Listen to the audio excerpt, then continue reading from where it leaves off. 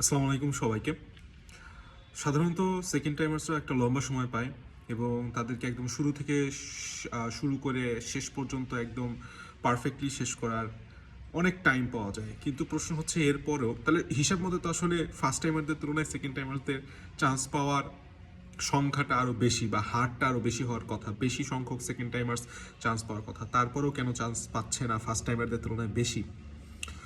যদিও আমাদের এবার প্রায় 1700 সেকেন্ড টাইমার্স চান্স পেয়েছে, এটা হিউজ নাম্বার অন্য তুলনায়, বাট তারপরেও একটা কিন্তু রয়ে যায়। বিষয়টা হইতেছে, তুমি যদি সেকেন্ড টাইমার্সদের একটা পোর্টফোলিও খেয়াল করো, সেকেন্ড টাইমার্সের তিনটা ক্যাটাগরি আছে।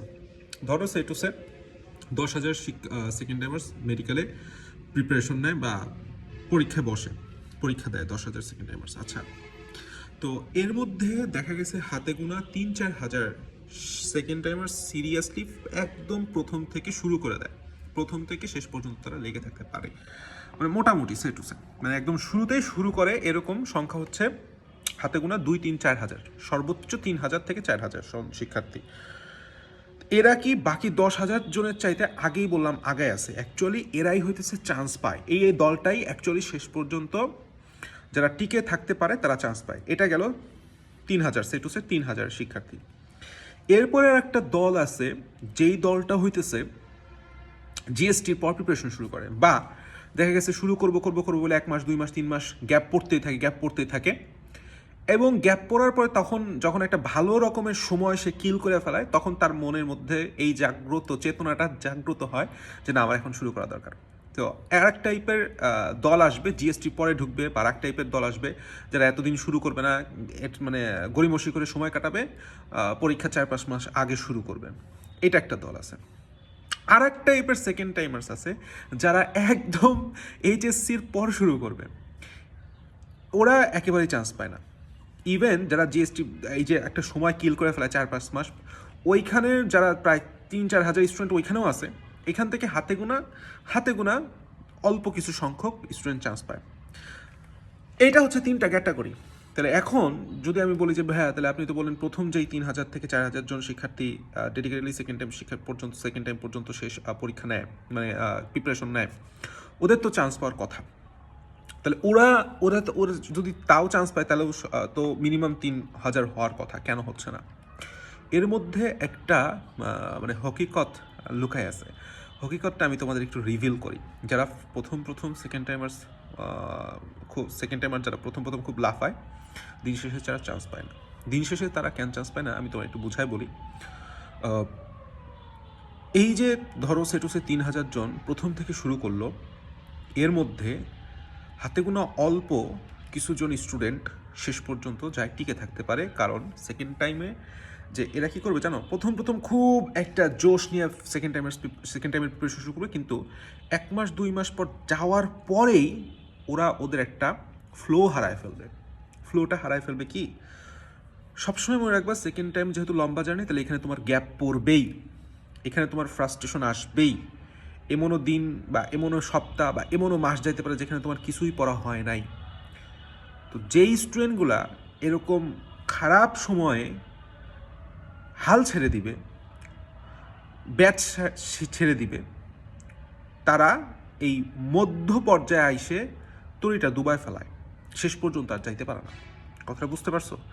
যে টার্গেট দেখা গেছে 3,000 জন প্রিপারেশন নিছিল, দেখা গেছে 1,500 জনই এই মাঝপথে ওই একটু গ্যাপ হয়ে যাওয়ার কারণে বা একটু অসুস্থ থাকার কারণে কিংবা বিভিন্ন ধরনের সমস্যার কারণে ওরা একটু পিছায় গেছে আর হালটা ছেড়ে দেয়। এখন এই 1,500 শিক্ষার্থীর মধ্যেও কিছু কিছু স্টুডেন্ট আছে যারা নেভার গিভ আপ থিওরিতে বিশ্বাস করে, যে না, আমার গ্যাপ পড়ছে, তাহলে আমি সমস্যা নাই, আমি ব্যাচের সাথে যেই কোচিং সেন্টার, যেই প্ল্যাটফর্ম, যেই ব্যাচই হোক না কেন, তার সাথে ফার্স্ট টু লাস্ট যেভাবে আগাচ্ছিলাম সেভাবেই আগাই, আর আমার গ্যাপ একটু একটু করে ফিল আপ করি, একবারে না, একটু একটু করে ফিল আপ করি। দেখবা যে ও আবার ঠিক গ্যাপ ফিল আপ করে আবার ফ্লোটা ফিরে পাইছে। কিন্তু যারা হাল ছেড়ে দিছে, কিংবা যারা ভাবছে না আমি সব পড়া একবারে পড়ে ফেলাবো, সব গ্যাপ একবারে ফিল আপ করবো, ও তো 2 দিন পর পারবে না, ও মানে ফ্রাস্ট্রেটেড হয়ে যাবে, কি হচ্ছে না হচ্ছে, আমার সেকেন্ড টাইমও হবে না। তখন ও আরও ডিপ্রেশনে পড়ে যাবে, ওর পড়ালেখা আরও কিচ্ছু হবে না, ও ক্লাস করবে না। সো এই যে প্রত্যেকটা সেকেন্ড টাইমার্স, অ্যারাউন্ড 90% সেকেন্ড টাইমার্সদের বললাম এই ফেজটার মধ্যে যাইতে হবে যে মাঝামাঝি এমন একটা সময় আসবে যখন তোমার সব কিছু ছেড়ে দিতে ইচ্ছা করবে, যখন তোমার প্ল্যান মোতাবেক কিছু হবে না, যখন তোমার নাম্বার আসবে না, যখন তুমি পড়তে পারবা না, যখন হয়তো বা তুমি অসুস্থ হয়ে যেতে পারো, মানে একটু তোমার গ্যাপ পড়বেই না, পড়বেই 100%। এইটাকে তোমাকে একটু একটু করে ফিল আপ করতে হবে। 2 নাম্বার কথা হইতেছে মানে নেভার গিভ আপ। এই মেন্টালিটি থাকতে হবে যে আমার গ্যাপ পড়বে, আমি গ্যাপটা একটু একটু করে শেষ করব। 3 নম্বর পয়েন্ট হচ্ছে ফার্স্ট টু লাস্ট, যে কোনো একটা কোচিং বা যে কোনো একটা প্ল্যাটফর্মের সাথে লাইগে থাকো, একদম প্রথম দিন থেকে শুরু করে শেষ দিন পর্যন্ত। 2 মাস পর এক প্ল্যাটফর্ম, প্রথমে এক প্ল্যাটফর্ম, 2 মাস পর এক প্ল্যাটফর্ম, 3 মাস পর এক প্ল্যাটফর্ম, এইচএসসি পর এক প্ল্যাটফর্ম, এভাবে করো না। একটা প্ল্যাটফর্ম ফার্স্ট টু লাস্ট লাইগে থাকো, ওই প্ল্যাটফর্মের লাইভ ক্লাস করো, ওই প্ল্যাটফর্মের পরীক্ষাগুলো সিরিয়াসলি দাও, ওই প্ল্যাটফর্মের সম্পর্কে তুমি সিরিয়াস থাকো যে ওই না ওই জিনিসটা আমার একটা ভালো সাপোর্ট দিচ্ছে, ওই ক্লাসটা বা ওই প্ল্যাটফর্মটা বা ওই কোচিংটা আমার ভালো সাপোর্ট দিচ্ছে, আমি তার সাথে সিরিয়াসলি লেগে থাকি। ঠিক আছে?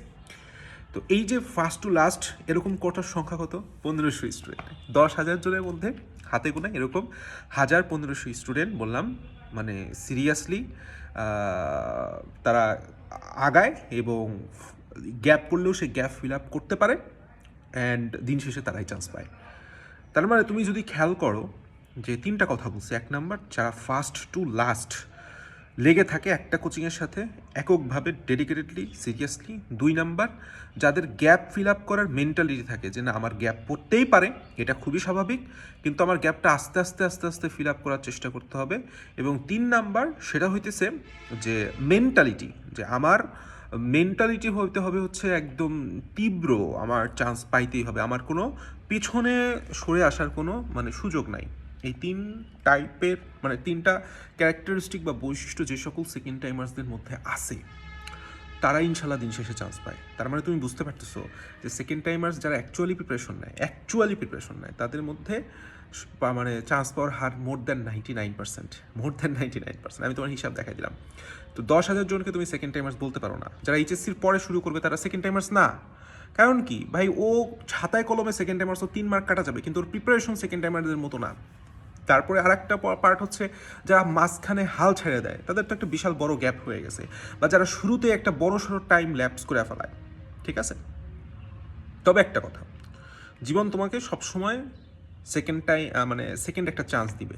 সবসময় তুমি যেই পজিশনেই থাকো না কেন সেইখান থেকে কামব্যাক আমি করতে পারবো বা করতে পারি, এই মেন্টালিটিটা আমাদের ধারণ করতে হবে।